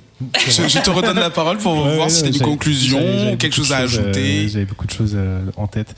Non, si une petite chose en plus sur le comics, c'est marrant parce qu'il y a les Sometimes in America, donc ce qui raconte la vie des Vikings. Coming to America. C'est dessiné autrement, et en fait ça c'est très joli. Et voilà, et juste pour terminer, je comprends pas. J'aimerais, en fait, si tu veux, être dans la tête de l'éditeur ou je ne sais quoi, et me dire comment ils ont fait avec des gens comme ça pour faire un truc comme ça. Parce qu'en plus, Craig Russell, qui fait le script et la mise en page, il a déjà travaillé sur Sandman avec Gaiman, et il a aussi travaillé sur une adaptation de Coraline. Donc ouais, il a déjà travaillé avec lui, donc il sait il devrait être en mesure de pouvoir transcrire. Mais Gaiman lui-même, là, il s'est passé. Donc c'est peut-être aussi qu'il y avait une volonté. Ouais, mais c'est bizarre parce que Gaiman, il marque histoire avec ils ont voulu faire vite. Je me demande si c'est juste pas crédité pour les. Une volonté de faire un truc nul. Non, je pense pas. Non, mais ou alors juste c'est une opportunité commerciale. Voilà. Genre il va y avoir une série, le bouquin on le ressort, machin, go. Mais bon, voilà. Ils ont sorti le bouquin, effectivement. on va arrêter sur le comics, mais sinon, moi je vous engage à lire le bouquin, je vous engage à lire beaucoup de choses qu'a faites Gaiman, et aussi à regarder la série qui est très bien. Merci pour cette troisième revue de Books Outcast. Donc, vous retrouvez donc le comics pour l'instant il est disponible qu'en anglais car il est tout frais, il date de mars. Mais le roman vous le trouvez donc en VO également en français. Je crois qu'il est chez J'ai lu ou un truc comme ça, enfin un éditeur français, Le Point ou je sais plus ce qui sort. J'ai lu. Oh, j'étais pas loin. Tant de précision chez cet homme. On se retrouve juste après cette petite page de publicité. Philippe! Je sais où tu te caches! Oh là là, qu'est-ce qu'il est bien fait ce film. Je me demande bien comment ils peuvent faire ça. Eh dis donc Giboite, si tu veux tout savoir, écoute, y a plus de péloche, y a tout sur Cinoche et le monde de l'audiovisuel, avec des super chroniques, des super discussions et des super invités Giboite. Oh là là, et Maël, où est-ce qu'on peut entendre ça? Une fois par mois sur Radio Kawa Giboite. Allez Marcel, au studio. Il y a plus de péloche, le podcast sur le monde de l'audiovisuel. Présenté par Maël et Giboite Une fois par mois sur Radio Kawa.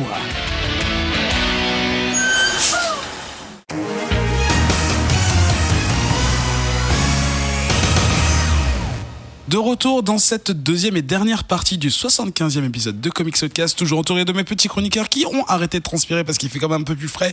Ouais, soyons honnêtes. Ouais. Pardon. Et donc je suis déjà en train de tomber malade. De quoi on parle dans ce hors les bulles? On va parler d'un jeu vidéo de combat. Moi j'adore ça. C'est Injustice 2. C'est donc un jeu NetherRealm qui est la boîte qui sort les Mortal Kombat et qui a déjà sorti le Injustice 1. Mortal Kombat. Exactement. Tintin. Exactement. Exactement, Kang, on arrête. Et qui est édité et publié par Warner Bros Games naturellement, car ce sont les ayants droit de toutes les publications de DC Comics. C'est donc un jeu qui met en scène les personnages gentils et méchants de DC Comics et même de Mortal Kombat, parce que bon, voilà, Ed Boon, il a mis Sub-Zero dans les personnages à télécharger en DLC. Parce que c'était déjà le cas, déjà dans le 1 d'ailleurs, il y avait Scorpion et Sub-Zero. Et donc dans ce jeu, nous retrouvons les Batman, les Wonder Woman, les Robin, les Superman, je vais pas te faire tout le roster, les Harley Quinn. C'est que les gentils en plus. Alors les méchants, Captain Cold. M'aidez pas, on est 4 à avoir joué au jeu, il y a personne. Swamp Thing, Cheetah, Harley Quinn, Bane. Donc voilà. Qui parle pas comme ça? Ça dépend. Des fois, il parle comme Ben. Qui sont. Donc voilà, à la fois des gentils, des méchants. Il y a Brainiac aussi d'ailleurs. Qui reviennent donc dans ce jeu qui est sorti. Le 1, il est sorti quand? Il y a un moment? C'est ça, il y a quelques années. Ouais, c'est la bonne réponse. Il est sorti il y a quelques années. Encore chaud en fait. Oui, en 2013. En 2013, merci. C'est exactement le chiffre que j'avais aussi. Et donc, en mai 2017 sort ce numéro 2 et qui continue l'histoire. Alors, le 1 a été assez apprécié d'abord par son gameplay, qui est bien, mais surtout par son histoire.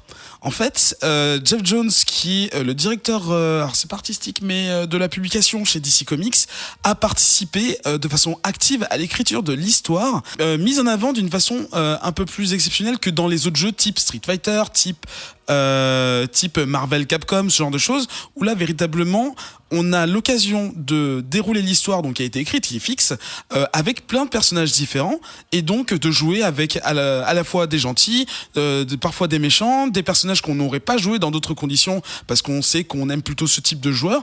Bah là en fait vous n'avez pas le choix, si vous voulez découvrir l'histoire, il faut jouer avec tous les personnages, et ça c'est vrai que ça peut être un petit peu agaçant quand jouer avec tous les personnages mais dans une seule et même partie. Enfin c'est ça en fait. Oui, voilà. moi je m'y connais pas des masses en jeux vidéo de baston, mais ma seule référence en fait c'était Tekken, où si tu veux genre le mode histoire, c'est tu prends un personnage, tu lui fais faire 10 matchs et puis à la fin t'as une intro, une conclusion, éventuellement t'as une petite articulation, tu vois. Mais ça c'est un mode arcade classique. C'est un mode arcade qui raconte quand même une histoire de ton personnage, et puis ce que tu vas faire c'est que tu vas aller tester un petit peu toutes les fins de toutes les persos quoi.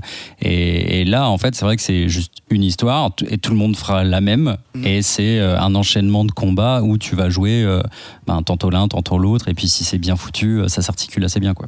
Alors donc on a tous joué tous les 4 ensemble, hein, invités par le bon Cotrus ici présent. Absolument. Donc Adrien, tu disais que toi par exemple ta dernière expérience c'était Tekken. D'ailleurs Tekken 7 Non, je prenais Tekken en référence pour ma connaissance du mode histoire. arcade, en vrai, je joue à Street Fighter 4 quand même, je suis pas un monstre.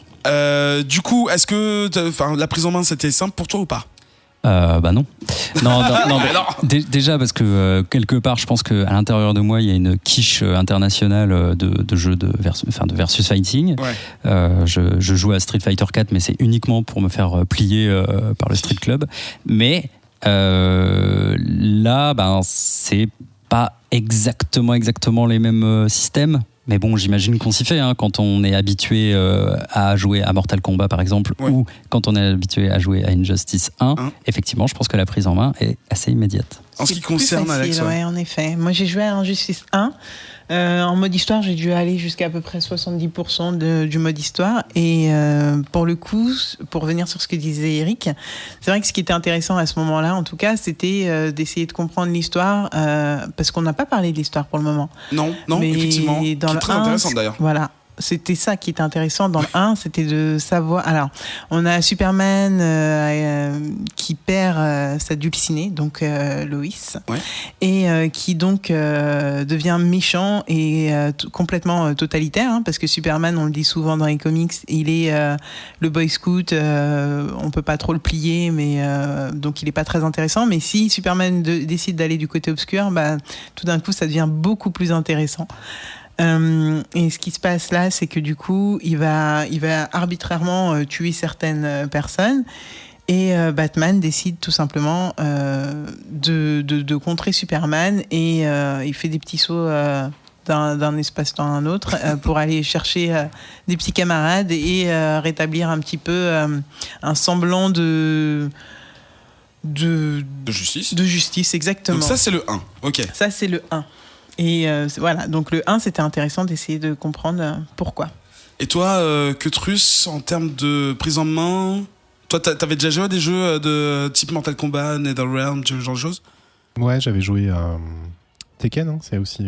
C'est pas du tout un jeu de NetherRealm. C'est pas du tout NetherRealm, Tekken 3, non? C'est un jeu Et d'Amco. Mortal Kombat, j'ai joué au tout premier, bien évidemment. Oui, ça c'est un jeu Midway, mais c'est le même esprit, oui. C'est le même esprit, et...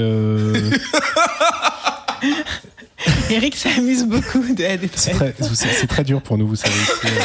Cette on est pris en otage par Eric. Non plus. Oui, non, j'avais joué au tout premier Mortal Kombat, et un peu comme ça. C'est pas du tout mon style de gameplay en fait, parce que moi je préfère tout ce qui est Street Fighter et ce genre de choses. Mais je me suis bien marré avec quand même, quoi. Alors, une des spécificités des jeux, donc Mortal Kombat et Injustice, c'est la jungle. Le fait de pouvoir projeter son adversaire, puis de le taper continuellement avant qu'il touche le sol. Donc, en gros, de faire des combinaisons de combos pour lui On n'est pas arrivé à faire ça. Des combinaisons de combos? Non, des combinaisons, des combos. Ouais. Alors, je sais pas si... Je pense que les gens qui nous écoutent savent ce que c'est qu'un combo. Mais on sait jamais, c'est rien de combinaison. Et qu'il ne touche pas le sol. Donc, en gros, c'est de l'enchaîner le plus souvent, d'apprendre des séries de coups pour être imbattable, quoi. Et surtout apprendre à bloquer. C'est arrière. Astuce. J'ai découvert un peu tard. Tu rigoles, mais dans certains Mortal Kombat, c'était un bouton. Hein. Mais je veux dire, c'est exactement comme n'importe quel jeu de baston. Enfin, tu vois, t'as la garde, c'est super important. Virtua Fighter, mais pas les gens. Virtua Fighter, oui. Putain, c'est bon. Puis après, il y a Bushido, machin, là, où tu peux tuer en un coup. Donc, les mécaniques du jeu dont on peut... Non, l'histoire, vas-y, on va reprendre l'histoire du 2.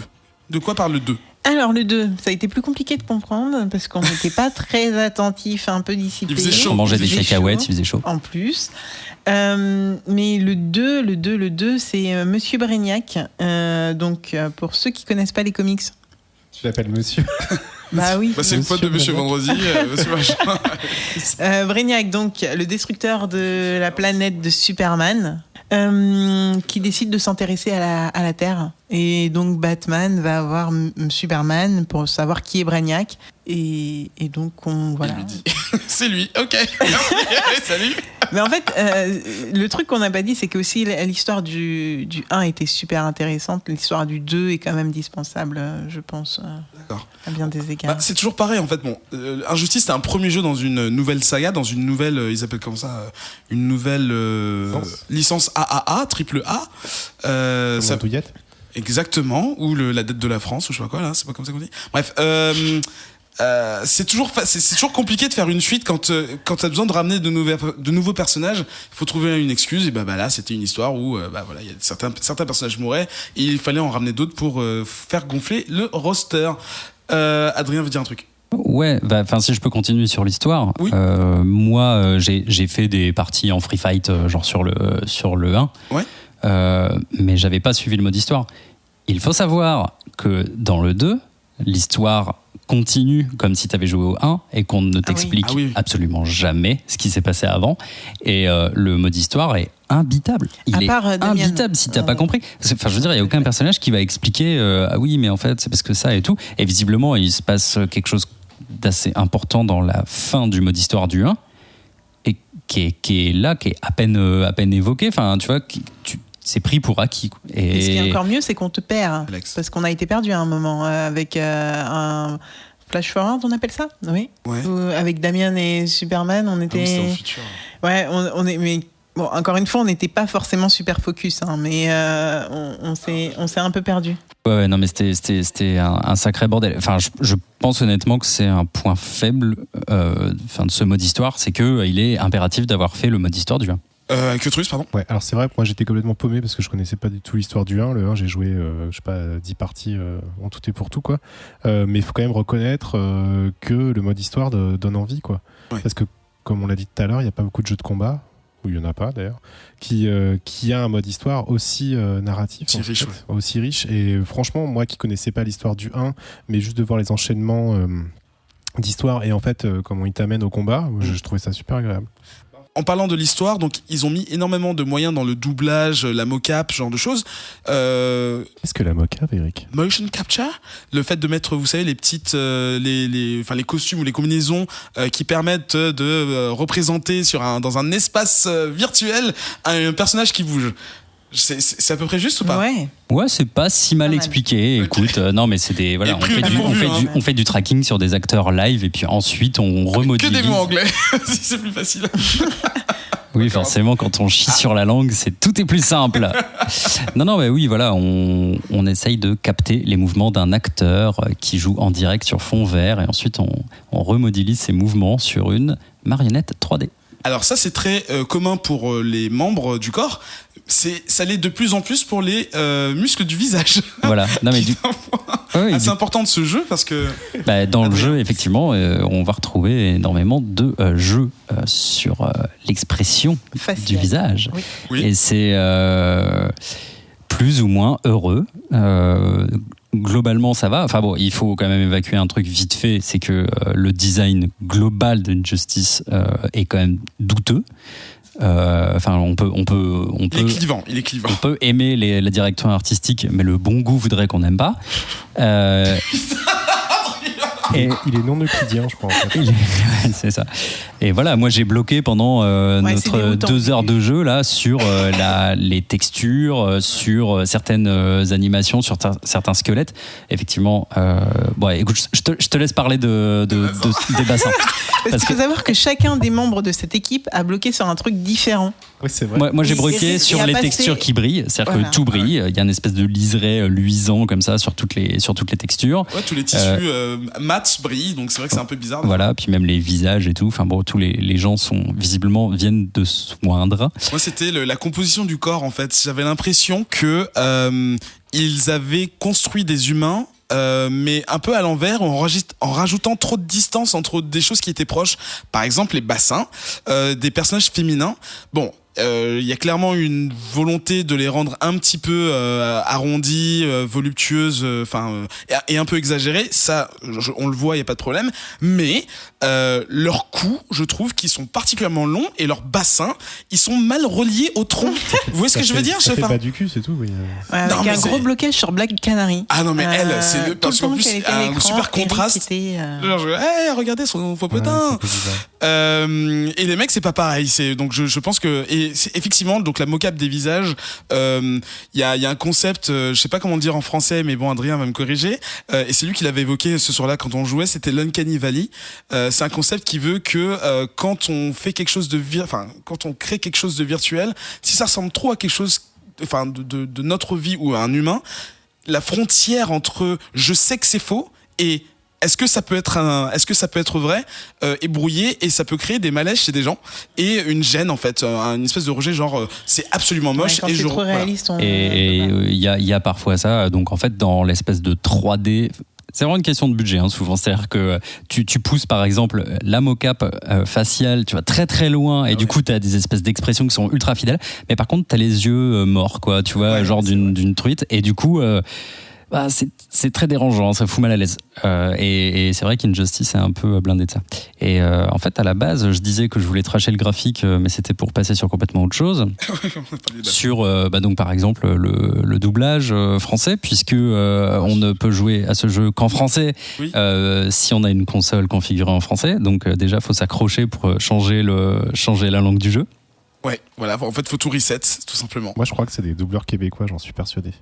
Et après, il y a quand même des gros problèmes de jeu. Alors, il y a des personnages qui sont très bien incarnés. C'est vrai. Et puis, il y en a d'autres. Wow, tu sais, la ligne, elle sort de nulle part. Je pense que le mec, il a absolument pas le contexte. Il dit un truc à maman, je vais te taper, ou un truc comme ça. C'est genre, mais tu sais, aussi, quand on a joué en Versus, attention, bienvenue dans l'arène de combat, je sais plus quoi. Ça, c'est la voix de l'annonceur, en fait, qui vous dit que quel personnage vous avez choisi, quel stage vous avez choisi, et que le combat va commencer.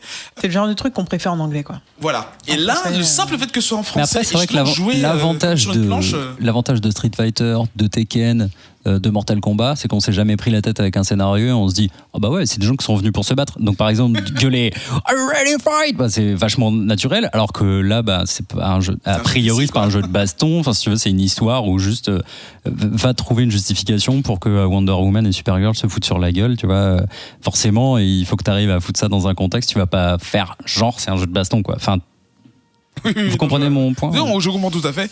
Pour redire des trucs un peu positifs, parce que quand même, n'aimant pas spécialement les jeux de baston, j'ai quand même passé un excellent moment. Bon, parce que j'étais en très bonne compagnie également.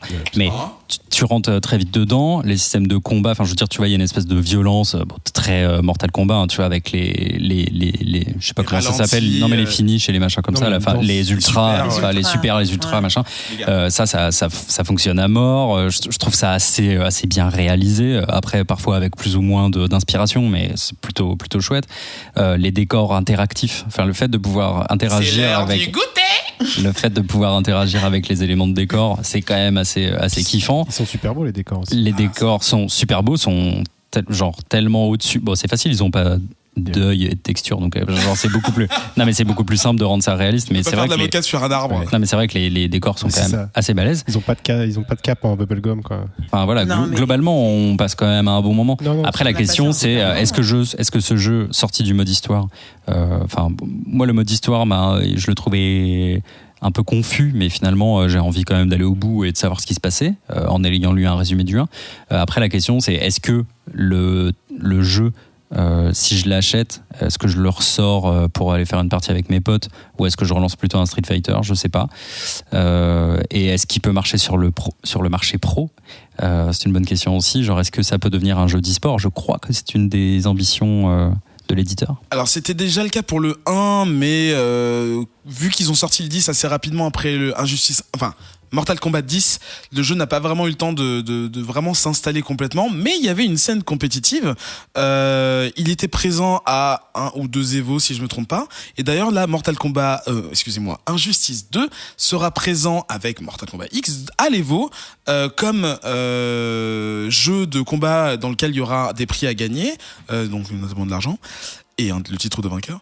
Et il est soutenu par NetherRealm, WB et tout ça en termes de tournoi interne. Ils ont lancé un tournoi international exclusif donc aux joueurs d'Injustice, qui a lieu entre maintenant et le mois de septembre, ou sur tous les continents sur lesquels il y a de l'électricité, donc tout sauf l'Afrique, parce que je sais pas pourquoi l'Afrique est toujours exclue de ces tournois-là.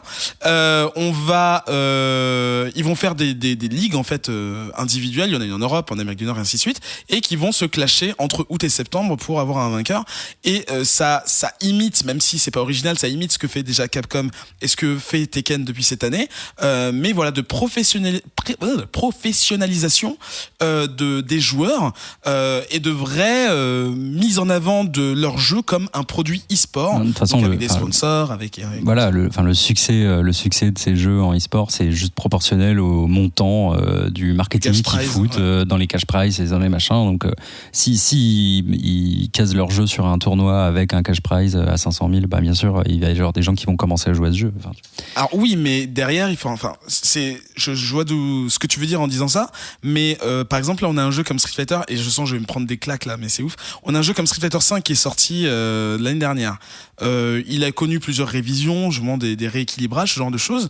C'est le jeu qui est, depuis sa sortie, le plus en avant dans tous les tournois, qu'ils soient locaux ou internationaux. Mais en réalité, quand on demande aux joueurs quel est leur jeu préféré, rarement c'est celui-ci, alors que c'est celui qui est le plus soutenu, mis en avant. On a des éditeurs comme parce que aussi t'as beaucoup plus d'historique sur le 4, enfin tu vois, c'est normal. Oui, mais le fait qu'il soit, enfin aujourd'hui, vu la qualité du numéro 5, le fait qu'il soit encore en avant, c'est juste des questions de placement, quoi. C'est purement du placement, parce qu'en général, en termes de popularité, aujourd'hui, là, je parle vraiment aujourd'hui, Street Fighter 5 n'est pas le jeu préféré des voilà, si on pouvait, il y aurait encore des tournois avec le 4 parce qu'il est un peu plus technique, genre de choses. Et le gameplay était vraiment différent. Voilà. Enfin, il y a eu aussi une grosse discussion à la sortie du 5 par rapport au gameplay qui avait complètement changé, etc. Trop facile. Et les joueurs n'étaient pas du tout contents. Il n'y a plus la focus. Mais revenons sur... Mais ouais, j'allais dire sur Injustice. Mais ouais, pour reparler d'Injustice 2, quand même, enfin...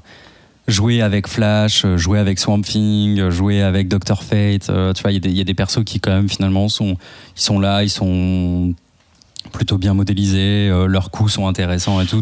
T'as envie d'y jouer, quoi. Après, tu vois, Ben par exemple va détester la gueule de Swamp Thing parce que pas assez organique ou pas assez, tu vois, enfin même pas fidèle à ce qu'il a pu lire dans ses comics. C'est vrai que ça peut être frustrant. Mais par contre, j'étais assez agréablement surpris de pas retrouver les armures dégueulasses qu'on voyait dans les trailers qui doivent en fait être des costumes 4, 5, 6 ou tu vois, je sais pas. Et là, au final, tu vois, le Flash par exemple, il est assez kiffant. Enfin, il est plutôt beau en fait. En fait, c'est des éléments qu'on débloque dans les versions solo. Ouais, mais au fur et à mesure. Voilà, mais comme ça faisait un peu peur, tous les trailers, ouais. Ils étaient encore tous en armure là, tu vois. Batman en armure, moi ça me fait pas bander du tout. Que Truss ? Ouais. Non, c'est vrai qu'on a été un peu dur en fait, je trouve, avec le jeu, tu sais, de parler du mode histoire mal modélisé, tout ça. C'est vrai. C'est vrai que c'est pas ouf, c'est pas très satisfaisant et des fois t'as des textures, tu te dis merde, c'est les années 90, qu'est-ce qui se passe, quoi. Mais en même temps, tu vois, moi je suis content qu'il y ait des éditeurs qui sortent un jeu de combat justement et à l'inverse de ce que tu disais, pas nous proposer 12 caractères et dire vas-y, ils se rencontrent et ils se fritent dessus, quoi. Ils essaient de faire quelque chose en plus. Donc toi, t'es partisan de l'effort de créer un univers autour des personnages qu'on présente. Voilà. Ouais. Tu vois, ça sera un système à la Street Fighter. Le jeu, je le kifferais complètement. C'est parce que c'est un système à la Mortal Kombat, c'est pas mon genre de jeu. D'accord. Donc j'accroche pas. Mais par contre, tu vois, je pense que je vais continuer sûrement le mode histoire et je vais voir où est-ce que ça va, parce que je trouve ça intéressant qu'il y ait une narration dans des jeux où t'en as pas. Et en fait, c'est marrant parce que ce phénomène-là, tu peux le voir aussi avec les jeux de tir. Ouais. Il y a eu une période où il y a quasiment plus de mode histoire, en fait, où c'était juste du multijoueur, on se foutait tous sur la gueule. Et en fait, depuis quelques temps, ils ont ressorti des jeux avec des modes histoire plus conséquents. Celui de Battlefield 1, par exemple, c'était un des derniers, est super bien et immersif et raconte quelque chose, quoi. Et tant mieux si dans les jeux de combat on commence à aller vers du narratif, et en plus, je veux dire, là c'est comme l'univers des comics, on s'attend à du narratif. Et c'est plaisant d'avoir ce raccord avec je l'ai lu, voilà. Ou alors c'est un what if, ou c'est une version alternative de personnages que je ne verrai jamais dans les comics, sauf que... Et je pense que c'est qu'une question de budget, en fait, les défauts qu'on peut voir, parce que déjà faire un jeu de combat c'est pas évident, tu vois, Street Fighter 5 ils ont mis du temps à sortir une version équilibré, en tout cas, ou qui marche, en tout cas, surtout sur le hurling. et donc là, qui sortent un jeu comme ça qui est quand même assez abouti. Après, au niveau compétition, je peux pas discuter dessus, mais en tout cas de ce que je vois, et même au niveau des costumes, du contenu après le mode histoire, les campagnes solo et ce genre de choses, c'est quand même vachement bien fait, quoi. Est-ce que tu voudrais ajouter quelque chose avant de conclure, Alex ? En tout cas, moi, j'ai été convaincu par cette session jeu qu'on a fait, et je pense l'acheter pour continuer le mode histoire et puis passer des bonnes soirées entre amis. Je pense que ce jeu permet ça. Donc c'est un jeu qui... Nous, on y a joué sur PS4. En mode facile. Nous, on va vous comment dire, donner, offrir Offrir. du verbe offere, du latin donner, je sais pas quoi. 2 exemplaires. On a 2 copies, Ouais. 2 copies du jeu Xbox One, ce qui est plutôt cool. Ouais, donc il faut d'abord, prérequis, avoir une Xbox One. Et pour ça, il y aura donc un tirage au sort, c'est sûr, mais pour pouvoir participer au tirage au sort, il va falloir répondre à une question qu'on va vous poser. Et Adrien a pris des notes. Non. Bien sûr.